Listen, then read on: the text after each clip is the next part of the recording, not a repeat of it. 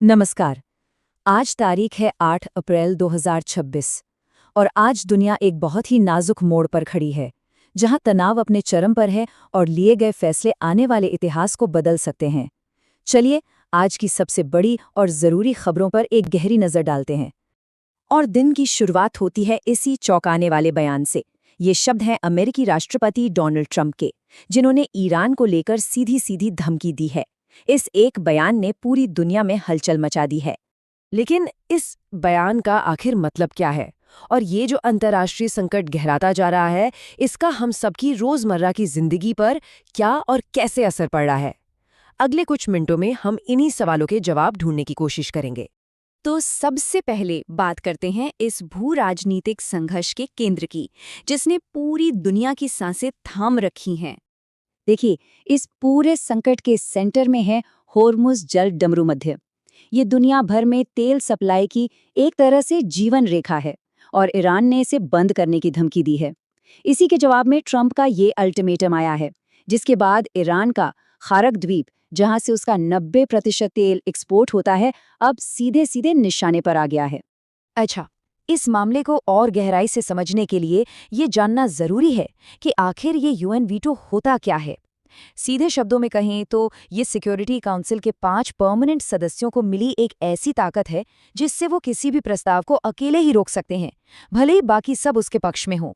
और इसी veto power ने अब एक डिप्लोमैटिक डेडलॉक, यानी एक कूटनीतिक गतिरोध पैदा कर दिया है। एक तरफ ईरान के खिलाफ मिलिट्री एक्शन का प्रस्ताव था, तो दूसरी तरफ चीन और रूस ने वीटो लगाकर उसे ब्लॉक कर दिया। अब इससे हो क्या रहा है? इससे अमेरिका और इजरायल द्वारा एक तरफा कार्रवाई की आशंका बहुत ज्यादा बढ़ गई है। चलिए अब ये देखते हैं कि ये जो ग्लोबल टेंशन है, इसके झटके हमारी जेब तक कैसे पहुंच रहे हैं। पहला असर तो सीधा सीधा हवाई यात्रा पर पड़ा है। फ्यूल सरचार्ज बढ़ने की वजह से एयर इंडिया ने डोमेस्टिक फ्लाइट्स की किराए में 900 रुपए तक की बढ़ोतरी कर दी है। और हाँ, ये आज से ही लागू है। और इस महंगाई की जो असली जड़ है, वो है कच्चे तेल की कीमतें, जो अब आसमान छू रही हैं। एमसीएक्स पर क्रूड ऑयल $119 प्रति बैरल के रिकॉर्ड स्तर पर पहुंच गया है। ये पूरी दुनिया की अर्थव्यवस्था के लिए एक खतरे की घंटी है। और देखिए, ये संकट अब सीधा हमारे किचन तक पहुंच चुका है। राजस्थान जैसे राज्यों में तो एलपीजी सिलेंडर की भारी किल्लत हो गई है, जहां करीब 14 लाख बुकिंग पेंडिंग है।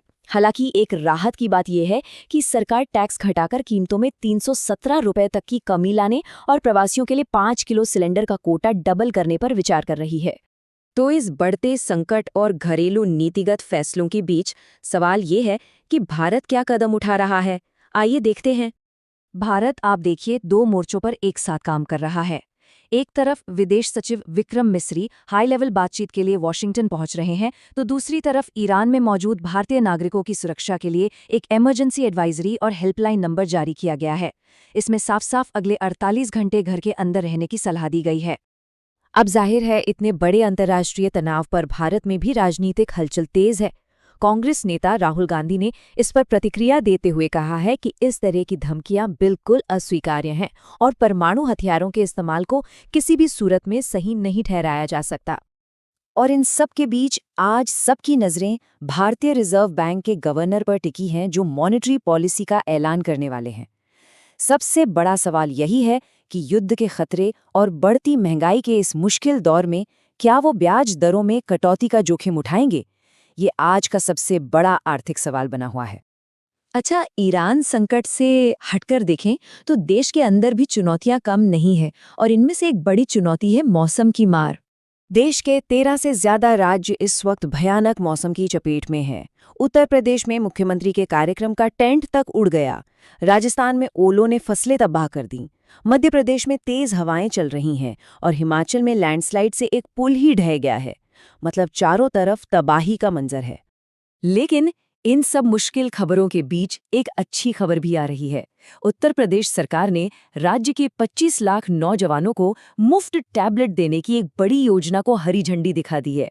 ये शिक्षा के क्षेत्र में एक वाकई में एक महत्वपूर्ण कदम हो सकता है। तो इन सारी घटनाओं को एक साथ रख कर देखें तो एक बहुत ही बड़ा और गंभीर सवाल हमारे सामने आकर खड़ा हो जाता है। जिस तरह से बातचीत के सारे रास्ते एक एक करके बंद हो रहे हैं और सैन्य धमकियां हर रोज बढ़ती जा रही हैं, ये सवाल पूछना लाजमी हो जाता है।